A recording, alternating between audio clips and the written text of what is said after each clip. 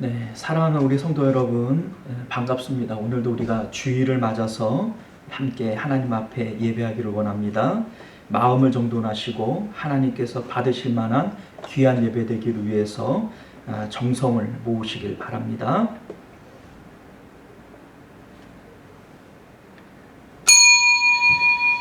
네, 지금부터 11월 15일, 11월 셋째 주일 오전 예배를 우리 하나님 앞에 드립니다.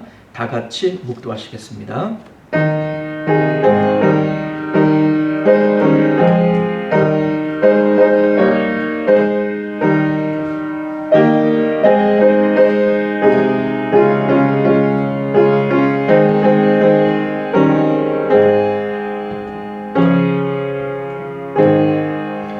너희 권능 있는 자들아, 영광과 능력을 여호와께 돌리고 돌릴지어다. 여호와께 그의 이름에 합당한 영광을 돌리며 거룩한 옷을 입고 여호와께 예배할지어다.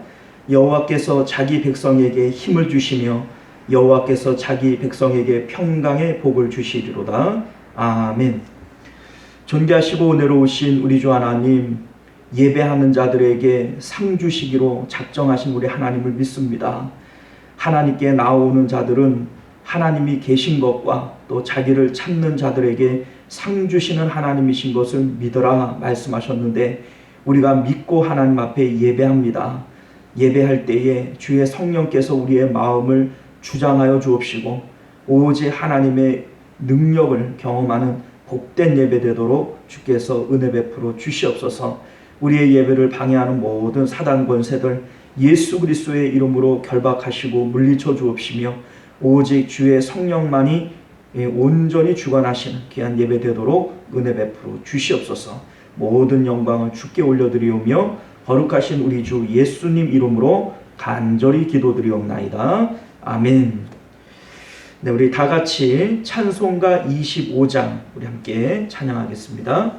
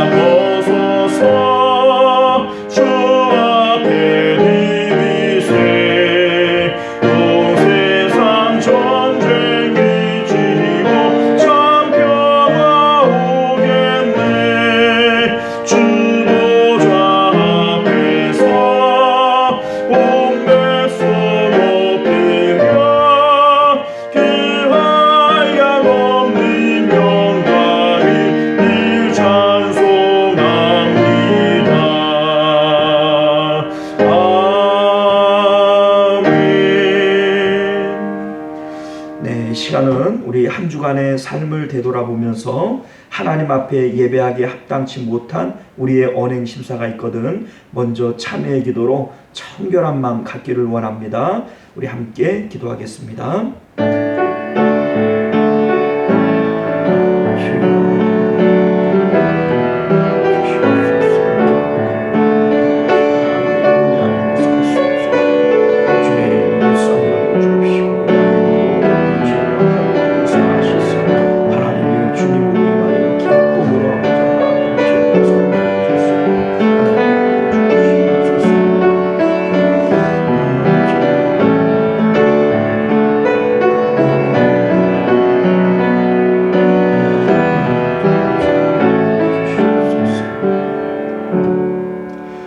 지극히 존귀하며 영원히 거룩하시다 거하시며 거룩하시다 이름하시는 이가 이와 같이 말씀하시되 내가 높고 거룩한 곳에 있으며 또한 통회하고 마음이 겸손한 자와 함께 있나니 이는 겸손한 자의 영을 소생시키며 통회하는 자의 마음을 소생시키려 함이라. 아멘. 네, 우리 교동문 64번 시편 148편 말씀 우리 함께 교독하여 읽겠습니다. 할렐루야. 하늘에서 여호와를 찬양하며 높은 데서 그를 찬양할지어다. 그의 모든 천사여 찬양하며 모든 군대여 그를 찬양할지어다.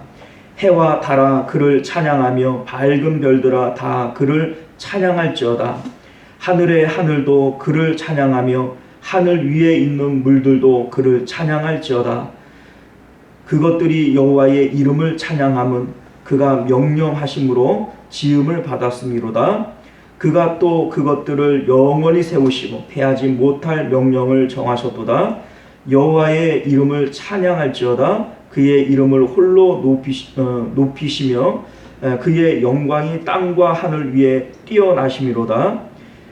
그가 그의 백성의 뿔을 높이셨으니 그는 모든 성도 곧 그를 가까이 하는 백성 이스라엘 자손의 찬양받을 이시로다. 할렐루야.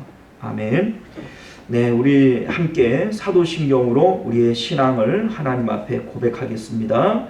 전능하사 천지를 만드신 하나님 아버지를 내가 믿사오며 그 외아들 우리 주 예수 그리스도를 믿사오니 이는 성령으로 잉태하사 동정녀 마리아에게 나시고 본디오 빌라도에게 고난을 받으사 십자가에 못 박혀 죽으시고 장사한 지 사흘 만에 죽은 자 가운데서 다시 살아나시며 하늘에 오르사 전능하신 하나님 우편에 앉아 계시다가 저리로서 산 자와 죽은 자를 심판하러 오시리라. 성령을 믿사오며 거룩한 공예와 성도가 서로 교통하는 것과 죄를 사하여 주시는 것과 몸이 다시 사는 것과 영원히 사는 것을 믿사옵나이다. 아멘. 우리 찬송가 95장입니다. 찬송을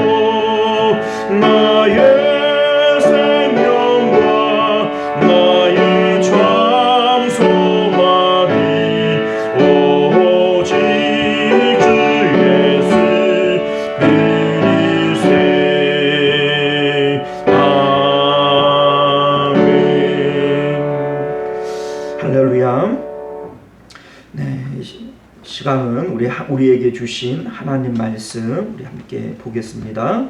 마태복음 13장 24절로 30절까지의 말씀 우리 교독하여 읽습니다. 예수께서 그들 앞에 또 비유를 들어 이르시되 천국은 좋은 씨를 제밭에 뿌린 사람과 같으니 사람들이 잘 때에 그 원수가 와서 곡식 가운데 가라지를 덧뿌리고 갔더니 싹이 나고 결실할 때에 가라지도 보이거늘 집주인의 종들이 와서 말하되 주여 밭에 좋은 씨를 뿌리지 아니하였나이까? 그런데 가라지가 어디서 생겼나이까? 주인이 이르되 원수가 이렇게 하였구나. 종들이 말하되 그러면 우리가 가서 이것을 뽑기를 원하시나이까? 주인이 이르되 가만두라. 가라지를 뽑다가 곡식까지 뽑을까 염려하노라.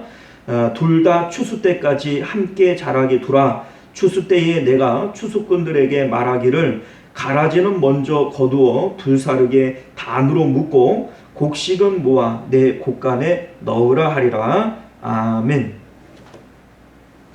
네, 우리 잠시 기도하도록 하겠습니다. 존귀하시고 내려오신 우리 주 하나님, 예배가 시작되었고 이제 주의 말씀을 받습니다. 주의 성령께서 우리의 마음을 감동하시고 또 주정하여 주셔서 주의 성령에 감동되어 기록된 주의 말씀을 우리가 오늘 이 시간도 잘 분별하여 들을 수 있도록 성령의 감동함을 더하여 주시옵소서. 이 자리에 참여하지 못한 우리 모든 믿음의 권속들 어느 곳에 있든지 하나님을 예배하는 삶을 살게 하시고 건강을 붙잡아 주심으로 언제고 주님 앞에 나와 예배할 수 있는 그런 모든 환경들 주님께서 만들어 주시옵소서. 늘 마음에 기쁨 가지고 살게 하시고 주 앞에 기도하는 모든 기도의 소용들이 하나님 앞에 상달되어지는 은혜도 덧입어 주시옵소서. 모든 것 주님께 의탁드리옵고 거룩하신 우리 주 예수님 이름으로 간절히 기도드리옵나이다. 아멘. 네, 우리 사랑하는 성도 여러분 반갑습니다. 오늘도 함께 예배할 수 있고 주님의 말씀을 나눌 수 있게 인도해 주신 하나님 앞에 모든 영광을 올려드립니다. 우리가 오늘 함께 읽은 말씀을 통해서 소망으로 얻는 구원의 확증이라고 하는 제목으로 하나님의 말씀을 증거하도록 하겠습니다. 성경은 우리의 구원은 오직 믿음으로 얻는다라고 말씀하고 있어요. 에베소서 2장 8절을 보면 너희는 그 은혜에 의하여 믿음으로 말미암아 구원을 받았으니 라고 되어져 있죠. 믿음으로 말미암아 구원을 받았다. 오직 믿음으로 구원받는다. 우리가 잘 알고 있는 그러한 내용의 말씀입니다. 자, 그런데 오늘 말씀을 근거로 볼 때 구원은 믿음 하나로 단일 사역으로 이루어지는 것이 아닙니다. 소망과 사랑과 함께 전인격적으로 나타나게 되어지는 것이 이것이 바로 구원의 활동이다 라고 하는 것을 우리가 말씀을 통하여 발견하게 됩니다. 그래서 오늘 말씀의 제목을 소망으로 얻는 구원의 확증이라고 하는 제목을 한번 붙여봤습니다. 즉 믿음은 소망으로 확증되어지고 사랑으로 드러나게 됨으로써 구원을 완성하게 되는 것이다. 이렇게 우리가 말씀드릴 수 있겠습니다. 먼저 우리가 예수님의 천국 비유를 대하면서 오해하지 말아야 할 것이 뭐냐면 천국 비유 이렇게 얘기를 하니까 요한계시록에 나오는 것처럼 천국에 대한 어떤 생김의 묘사를 하기 위한 비유인가 이렇게 오해가 되어지기 쉽습니다만 천국 비유에 나오는 천국은 예수님 혹은 예수님의 말씀을 의미합니다. 씨 뿌리는 자의 비유에서 씨는 말씀을 의미한다 라고 18절에 분명히 밝히고 있고요. 또한 가라지 비유에서도 씨 뿌리는 자는 예수님이시다 라고 37절에 분명히 말씀하고 있습니다. 즉 천국 비유의 핵심은 복음을 듣고 예수님과 그분의 말씀에 대해서 우리가 어떻게 반응하느냐 라고 하는 것을 천국 비유다 이렇게 우리가 볼 수가 있는 것이죠. 예수님께서는 앞서 10장 37절에서 가족을 나보다 더 사랑하거나 심지어 자기의 생명조차라도 예수님보다 앞서 사랑하면 안 된다. 이렇게 천국에 합당한 자에 대해서 밝히고 있는 것을 보게 됩니다. 그러므로 우리는 이 천국 비유를 들을 때 내가 예수님과 그분의 말씀에 대해서 내가 전인격적으로 어떻게 반응하고 있느냐, 이것을 주의 깊게 살펴보면서 이 말씀에 귀를 기울이면 좋을 것 같습니다. 오늘 말씀은 매우 유명한 천국 비유에 대한 그런 말씀입니다. 가라지 비유로 그렇게 불려지는데요. 내용은 이렇습니다. 어떤 사람이 자기 밭에다가 좋은 씨를 뿌렸답니다. 그런데 밭 주인이 잘 때에 원수가 나타나서 그곳에다가 가라지를 덧뿌려 버렸어요. 그런데 이것을 모르고 시간이 지나고 결실할 때가 되어져서 종들이 그 밭이 어찌 되었나 이렇게 나가봤더니 뿌리지 않았던 그러한 가라지들이 함께 자라고 있는 거예요. 주인에게 달려와서 묻습니다. 주인님, 예전에 씨를 뿌릴 때 좋은 씨만 뿌리지 않았습니까? 그런데 어찌 가라지가 함께 자라고 있는 겁니까? 주인이 깜짝 놀랐지요. 곰곰이 생각을 해보니까 아하, 원수가 이렇게 했구나 라고 하는 것을 생각하게 됩니다. 자, 이 주인이 이렇게 말을 하니까 종들이 하는 말이, 주인님, 그러면 우리가 가가지고 그 가라지를 다 뽑아버릴까요? 라고 얘기를 하는 거예요. 그랬더니 이 주인이 하는 말이, 가만히 두어라. 괜히 그 가라지를 뽑는다고 하다가 알곡들까지, 이 곡식들까지 뽑아버릴까 염려스럽구나 라고 얘기를 하면서, 나중에 추수 때가 되어지면 그때에 가라지는 먼저 잘라다가 묶어서 불에 던져버리고, 그리고 알곡은 모아다가 내 창고 안에 모아두거라 라고 말씀하고 있는 거죠. 자, 이제 우리가 여기서 조금 이해가 안 가는 거는요, 우리나라 같은 경우에는 알곡과 가라지가 확연히 구분이 됩니다. 그래서 그 논밭에 김을 맨다 라고 얘기를 할 때, 김 매는 게 바로 풀을 뽑는 거 아니겠어요? 가라지들을 뽑아내는 것이 김 매는 겁니다. 자, 그런데 이스라엘의 경우는 좀 달라요. 이스라엘은 여기에 그 나고 있는 이 가라지라고 하는 것을 독보리라고 얘기를 합니다. 자, 여러분들 지금 이 사진을 보시면 이 셋 중에서 어떤 것이 가라지 같이 보이세요? 다 비슷비슷하게 생겼죠. 자, 그런데 여기에 나오는 첫 번째 것이 밀이고, 두 번째 요게 가라지고, 세 번째 요것이 보리가 됩니다. 추수 때가 되어지기까지는 이렇게 한참이 자랐는데도 뭐가 뭔지를 잘 몰라요. 자, 그런데 추수 때가 딱 되어지게 되면 가라지는 이 열매 자체가 열리지는 않습니다. 그런데 이 보리는 이렇게 튼실한 열매들이, 밀이나 이런 곡식들은 열매들이 열려지게 되는 것이죠. 그래서 성경이 보는 이 가라지를 지자니온이라고 부르는데, 이것을 독보리과다, 독보리라고 하는 잡초를 가리킨다, 이렇게 사전에 되어져 있습니다. 자, 그러니 이들의 입장에서는 추수 때까지 기다릴 수밖에 없다라고 하는 것을 이해하게 되는 것이죠. 자, 이 비유의 말씀은 우리가 듣기에도 이해가 안 갈 부분이 없어요. 저는 농사를 한 번도 져보지 않은 그런 사람입니다만 이 말씀을 이해하는 데는 전혀 지장이 없습니다.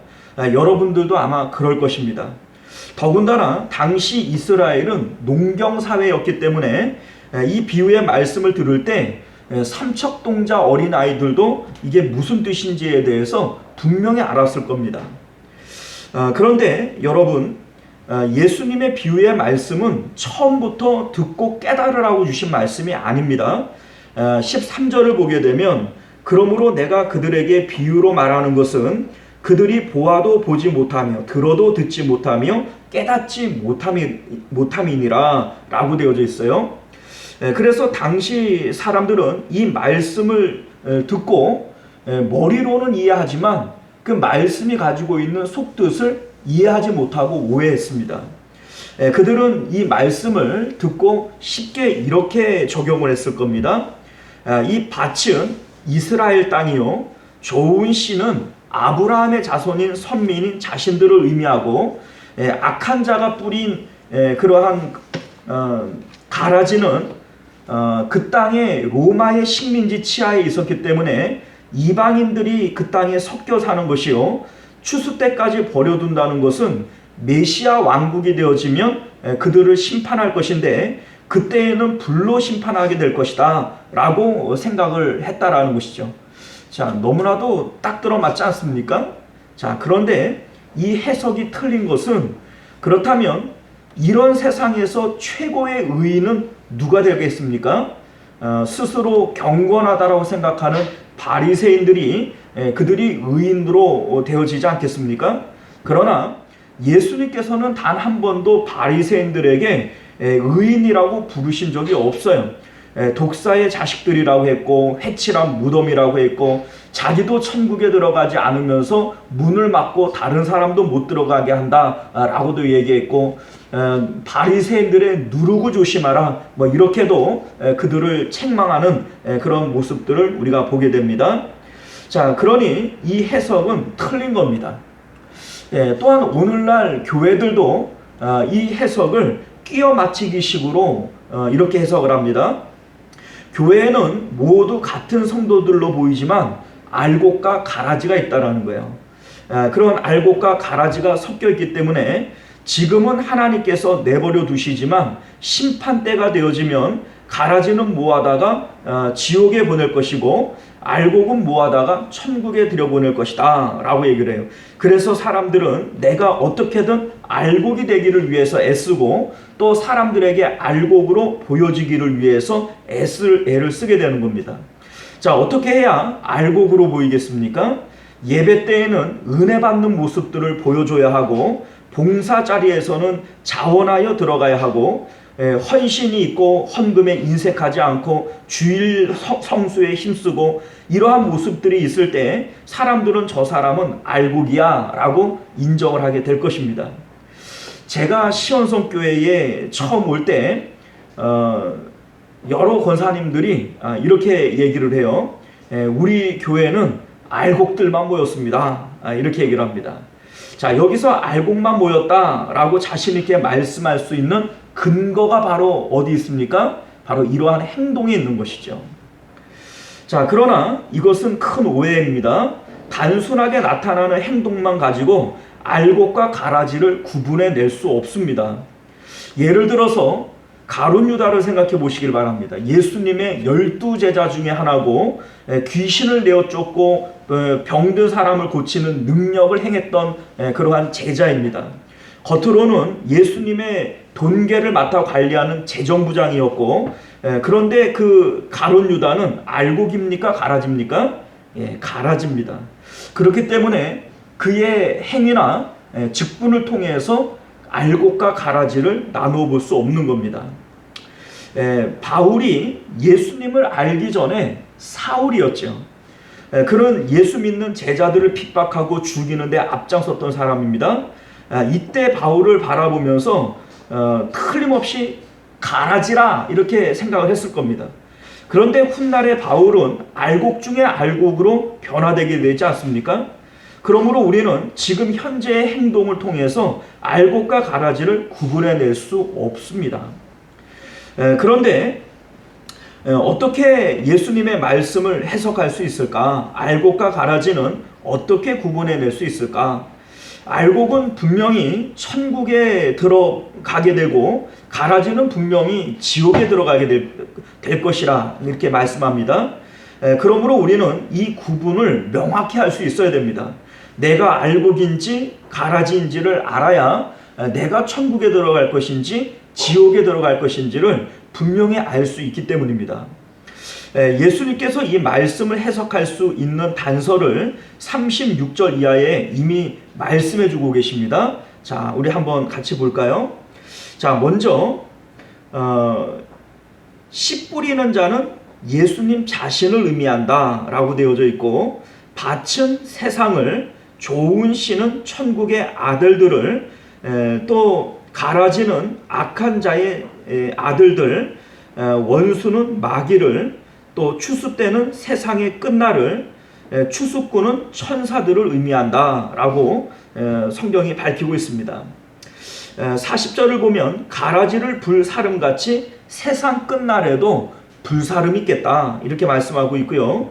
41절을 보면 예수님이 추수꾼으로 천사를 보내시고 모든 넘어지게 하는 것들과 또 그 불법을 행하는 자들을 거두어 내어서 풀무불에 던져 넣으겠다 이렇게 말씀합니다. 반면에 43절을 보면 알곡들은 의인들이라고 얘기를 하면서 하나님 나라, 아버지 나라에서 해같이 빛이 난다 라고 이렇게 말씀을 하고 있습니다. 자, 여기에 우리 말씀을 보게 되면 예수님께서 이미 이렇게 해석을 해 놓는 것을 볼 때 해석상 어려운 것이 전혀 없어 보입니다. 뭐 이거 적용하면 대충 끼워 맞추면 얼마든지 해석을 해낼 수 있을 것 같죠. 그러나 아닙니다, 여러분들. 처음부터 이 말씀을 주실 때에 듣고 깨달으라고 주신 말씀이 아니라 들어도 깨닫지 못하게, 보아도 알지 못하게 하기 위해서 비유로 주신 말씀이다 라고 분명히 13절에 밝히고 있지 않습니까? 자, 그래서 예수님께서는 제자들에게 이 말씀을 풀어 알려주셨지만 제자들이 이 해석을 듣고 깨달았을까요? 아닙니다. 이 말씀을 깨달았다면 제자들은 십자가에서 예수님을 버리고 도망가지 않았을 겁니다. 이 말씀을 깨닫는 제자들은 그러나 이 말씀은 예수님의 십자가 사건 이후에 오순절 성령 강림이 있었을 때에 제자들에게 깨달아지게 되어집니다.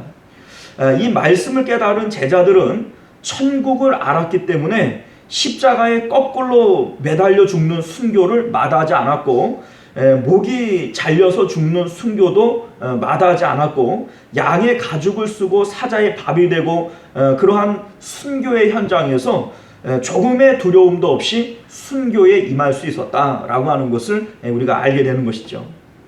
자, 그럼 여기서 말씀하시는 알곡과 가라지는 복음에 대한 어떤 상태를 말하고 있는 걸까요? 자, 먼저 여기서 나오는 알곡과 가라지는 둘 다 선민 공동체 안에 있는 사람들을 말하는 겁니다.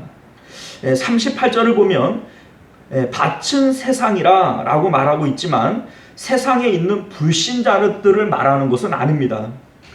두 가지 이유를 들 수가 있는데, 첫째, 예수님께서 이 말씀을 주실 때 이 말씀을 받는 사람들은 모두 선민 공동체 안에 있는 사람들이었습니다. 오늘날로 말하면 교회 공동체 안에 들어와 있는 성도들을 대상으로 예수님께서 설교하신 말씀입니다.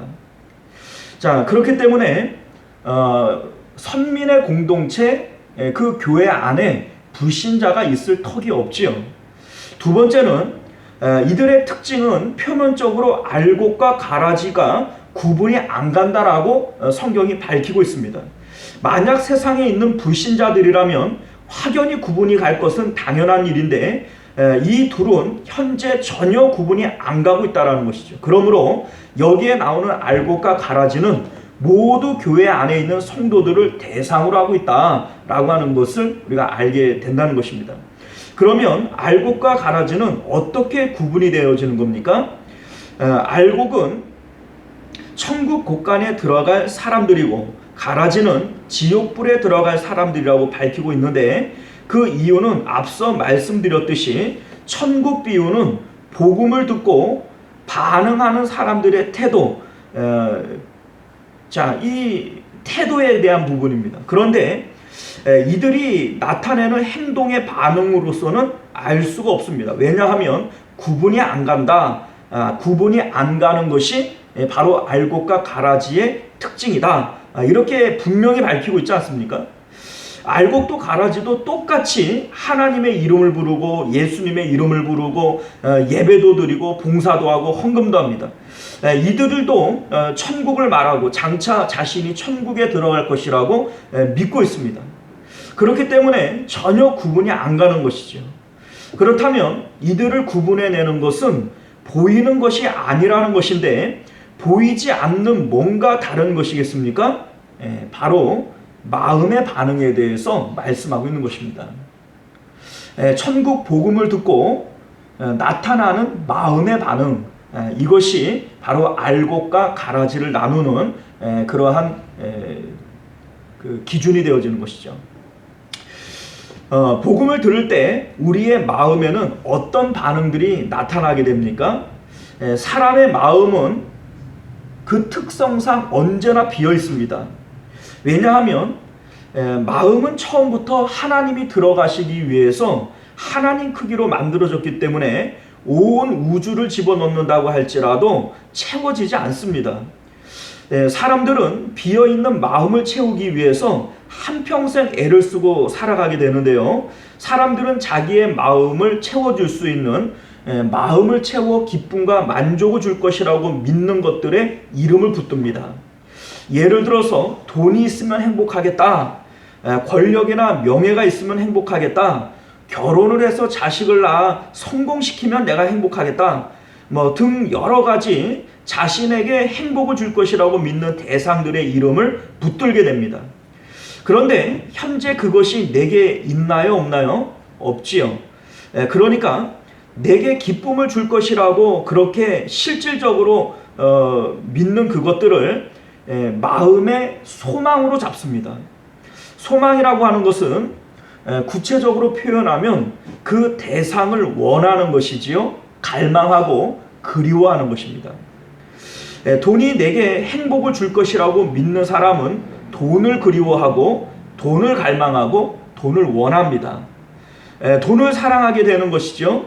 그래서 그것이 명예가 됐던 권력이 됐던 자식이 됐던 내 마음으로 기쁨을 줄 것이라고 믿는 그 대상들을 현재 가지고 있지 않기 때문에 우리는 소망이라고 하는 것으로 그리워하고 또 원하고 바라는 이러한 모습들을 갖게 된다는 것이죠. 사람은 마음을 채울 대상을 선택하고 기쁨을 줄 것이라고 믿습니다. 자, 그런데 예수님께서 전하신 복음이라고 하는 것은 무엇입니까? 예수님께서 처음부터 전하신 복음이라는 것은 회개하라, 천국이 가까이 왔다라는 거예요. 천국이 가까웠다라고 하는 것은 이 세상의 종말이 가까웠다라는 얘기고, 세상을 향한 소망을 품은 너희는 돌이켜 하늘로 마음을 두라 라고 하는 이러한 뜻이 회개하라 라고 하는 말 속에 내포되어져 있는 것이죠. 예수님은 이 말씀을 계속적으로 공생의 기간 동안 하십니다. 내가 하늘에서 내려왔다. 하늘에는 너희 하늘 아버지께서 계시다. 내가 십자가를 지고 죽을 것이고 부활하여 다시 그리로 올라갈 것이다. 그리고 너희를 위해서 거처를 다 예비하고 나면 너희를 나 있는 곳으로 데려갈 것이다.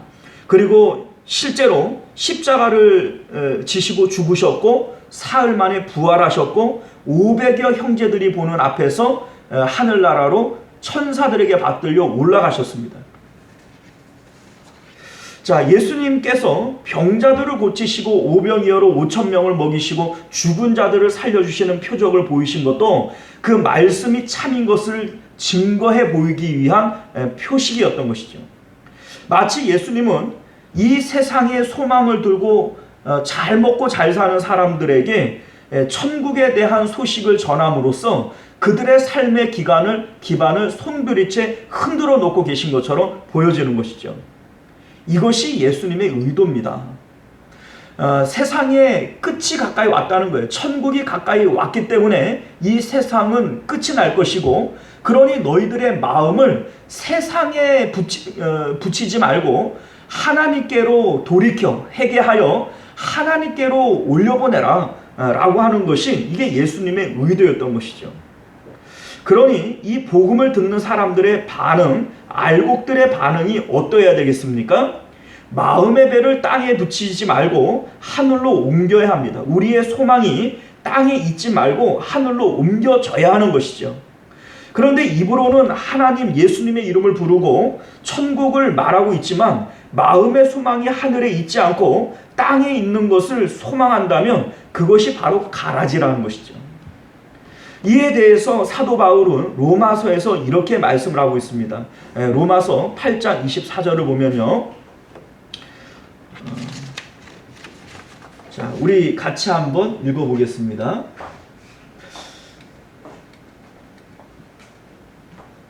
자, 우리가 소망으로 구원을 얻었음에 보이는 소망이 소망이 아니니 보는 것을 누가 바라리요?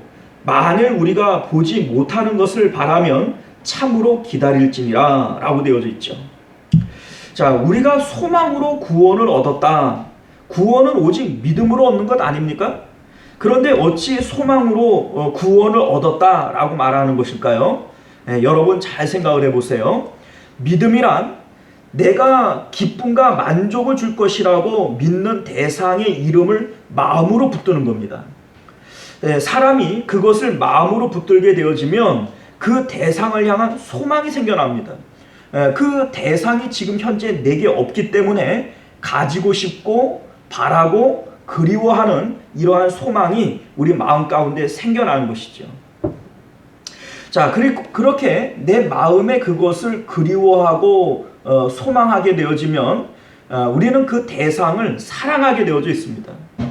자식이 전부인 줄 믿고 자식에게 소망을 두고 사는 부모들은 자식을 위해 모든 것을 바치고 목숨까지도 아끼지 않습니다.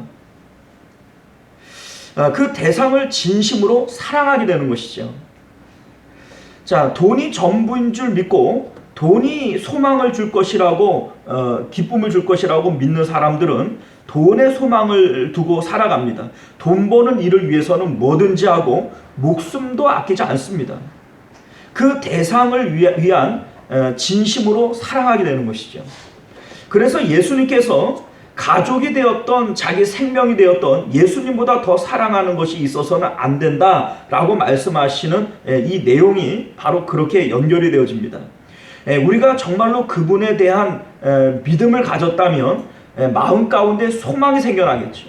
예수님을 그리워하게 되고 예수님을 원하게 되어지고 갈망하게 되어집니다.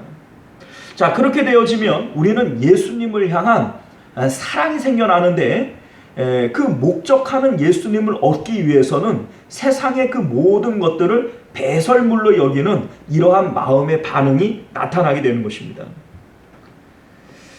그러므로 진정한 믿음은 소망과 사랑을 반드시 동반하게 되어져 있습니다.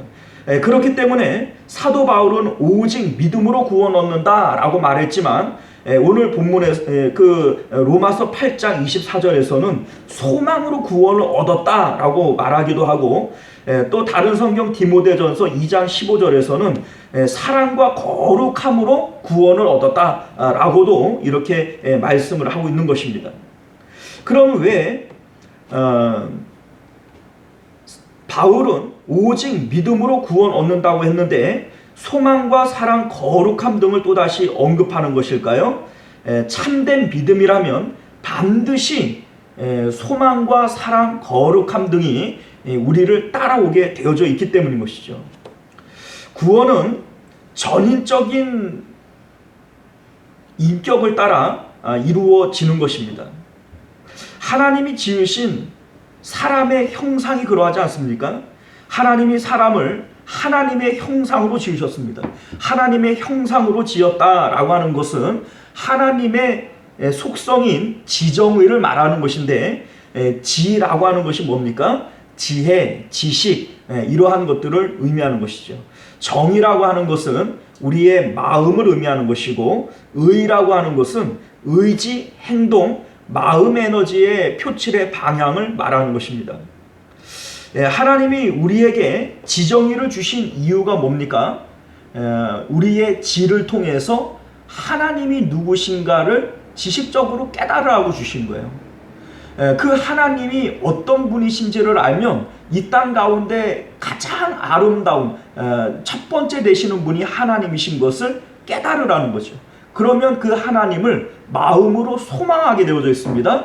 그 하나님을 마음에 담기를 원하기 위해서, 담게 하기 위해서 정을 주신 거예요.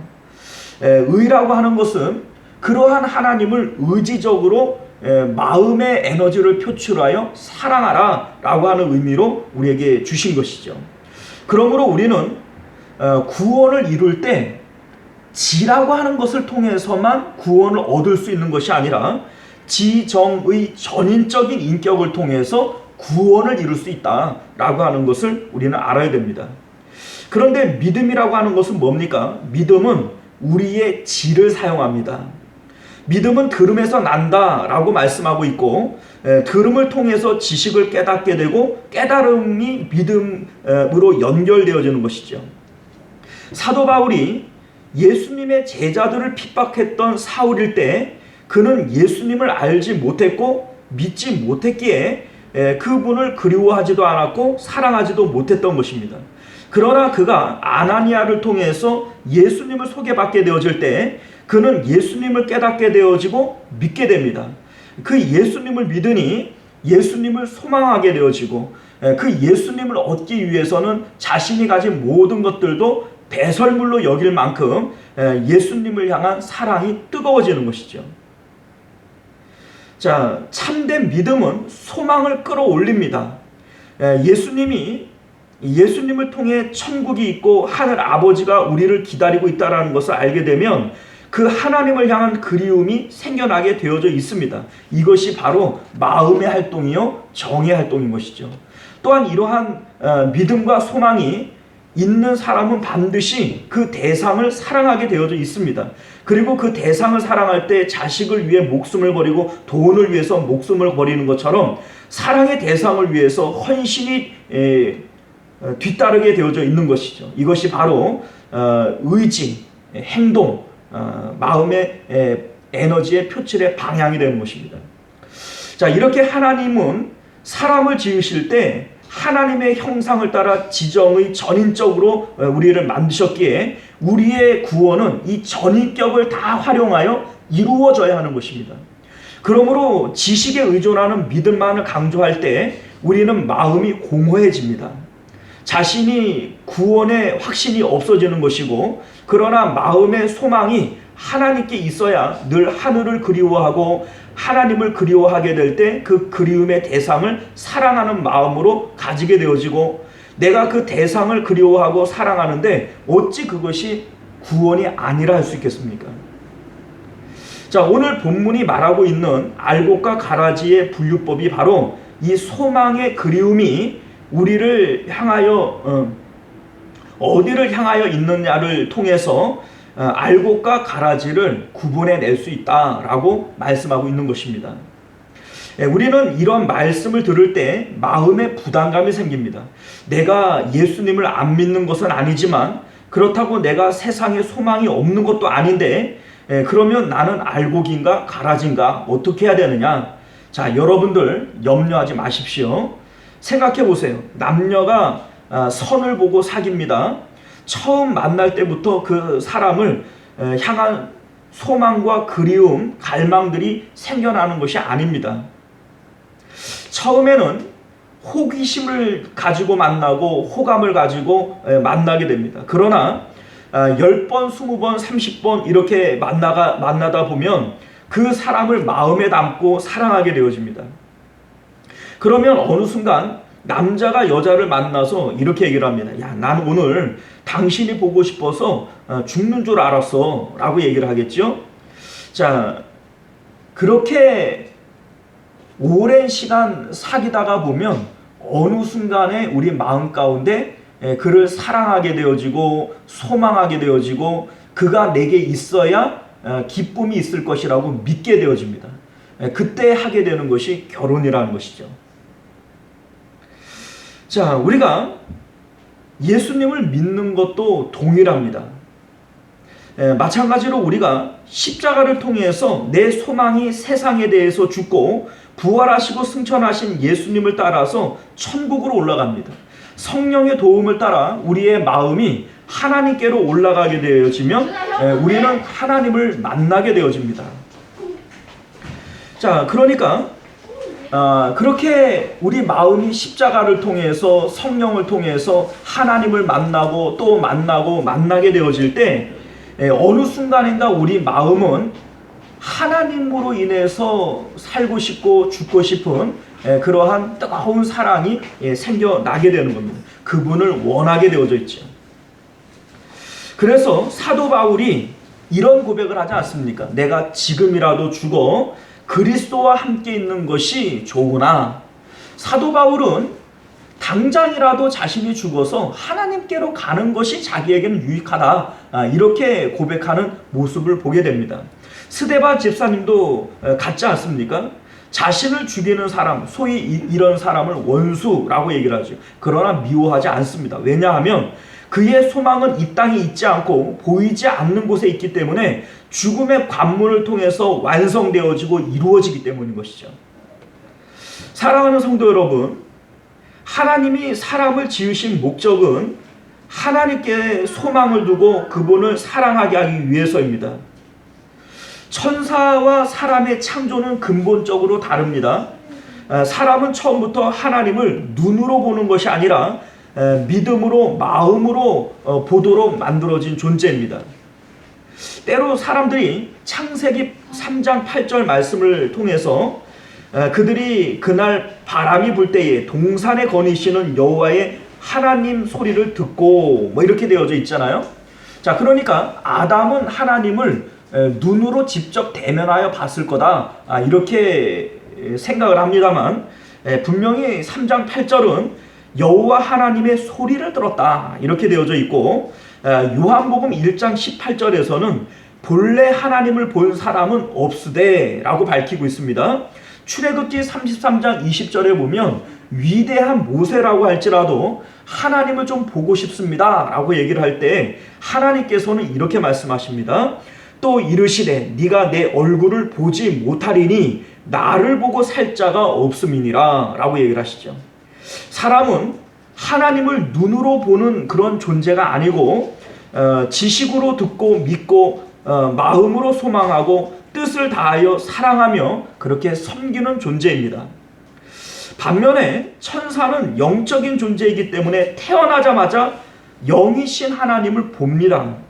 하나님을 직접 눈으로 보기 때문에 믿음이 필요가 없지요. 직접 눈으로 보는 그 대상을 향해서 믿음을 가질 필요가 없지 않습니까? 인격적인 소망의 대상으로서 그리움, 갈망이 필요 없습니다. 왜냐하면 변화산에서 제자들이 예수님의 변화되어지는 모습을 볼 때 황홀경에 빠져서 세상의 모든 소망을 다 잊어버립니다. 변화산에서의 예수님의 변화되어지는 모습은 요한계시록과 비교해 봤을 때 10분의 1, 100분의 1도 안 되는 조금의 변화되어지는 모습을 제자들이 본 거예요. 그럼에도 불구하고 그들은 예수님의 모습을 통해서 예수님의 그 모습을 통해서 세상에 대한 소망을 잊어버립니다. 자, 그러니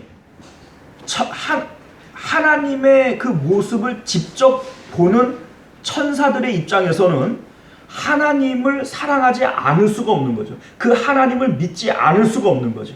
그러니 그 천사들은 하나님과 인격적인 관계를 가질 필요가 없습니다.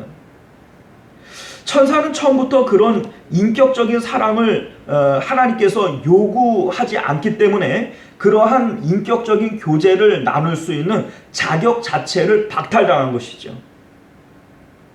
천사들은 처음부터 창조의 목적 자체가 부리는 영으로 창조되었기 때문입니다. 그러나 하나님께서 사람은 사랑의 대상으로, 인격적인 교제의 대상으로 창조하셨습니다. 그래서 하나님의 모습을 숨기시고 우리에게 지정의라고 하는 것을 주심으로 그것들을 통하여 하나님을 발견하고 깨닫고 그 하나님을 소망하고 사랑하기를 원하시는 것이죠. 그런데 육을 가진 사람들은 자신의 눈으로 보고 자신의 감각으로 만질 수 있는 것을 향하여 마음이 끌리게 되어져 있습니다. 그러니 사람들이 세상에 있는 것들을 바라보면서 그것들을 사랑하고 소망하고 가지기를 원하는 이러한 믿음이 생기는 것은 지극히 당연한 일일 것입니다. 그러나 하나님께서는 우리에게 육만을 준 것이 아니라 영을 주셨고 그 영은 하나님의 형상을 닮은 지정의를 갖고 있죠. 그렇기 때문에 우리 하나님께서는 십자가를 통해서 우리의 소망이 세상에 대하여 죽고 하나님께 대하여 살아서 믿음을 통하여 하나님을 발견하고 깨닫고 그 하나님이 나에게 기쁨을 줄 것이라고 확신하고 그 하나님을 향하여 소망을 갖고 그리워하고 그 하나님을 갈망하는 마음으로 사랑하고 이러한 모습을 보여줄 때 하늘에 있는 천사 100명, 1000명을 통해서 기뻐하시는 것보다 이 땅 가운데 있는 우리를 통하여 인격적인 섬김을 받는 그 하나를 더 기뻐하시는 거예요. 사랑하는 성도 여러분, 오늘 본문의 말씀이 바로 우리에게 그것을 말씀하시는 겁니다. 알곡이 뭐고 가라지가 뭡니까? 알곡은 마음의 소망의 방향을 하나님께로 돌리는 겁니다. 이것을 위해서 예수님께서 이 땅에 오셨고 이것을 위해서 예수님께서 십자가를 지신 것입니다. 오늘 이 말씀을 통해서 마음의 소망을 하나님께 둠으로써 구원의 확신을 가질 수 있는 그러한 저와 여러분들 되시기를 주님 이름으로 축원드리겠습니다. 기도하겠습니다. 존귀하시고 은혜로우신 우리 주 하나님 감사합니다. 오늘도 우리를 주님 품으로 인도하여 주셨고 주님의 귀한 말씀 듣게 하셨사오니 들은 이 말씀을 우리 삶 가운데 실천하고 드러내게 하시고 하나님의 그 말씀이 오직 우리 삶 가운데 말씀으로 능력으로 나타날 수 있도록 은혜 베풀어 주시옵소서. 거룩하신 우리 주 예수님 이름으로 간절히 기도드리옵나이다. 아멘. 자, 우리 찬송가 215장 1절 찬양 드리시면서 하나님 앞에 예물 드리도록 합니다.